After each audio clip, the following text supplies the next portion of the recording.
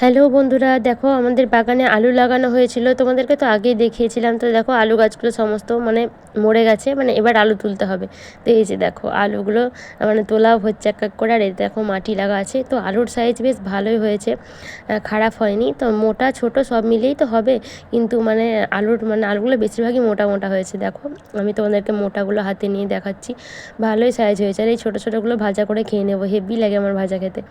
আর ওইদিকে আমার তোজসোনা এখন আলুগুলোকে বা ঝুড়িতে ভরছে, আর ওইদিকে দেখো বাবা এখন তুলছে ওগুলোকে, আলুগুলোকে। তো অনেক ভালো লাগছে, অনেক দিন পরে আমাদের এরকম আলু লাগিয়েছে আর আলু হয়েছে বেশ ভালো। আর এই দেখো এত মানে মাটিটা আলগা হয়ে গেছে যে এগুলো আমি হাতে করেই দেখতে পাচ্ছি আর তুলে নিচ্ছি। এই দেখো এইগুলো তুলেছি, এই দেখো দেখতে পাচ্ছ, দেখা যাচ্ছে আলুগুলো। তো আমি মাটি থেকে এভাবে বার করে করে কিছুটা রেখে দিয়েছি।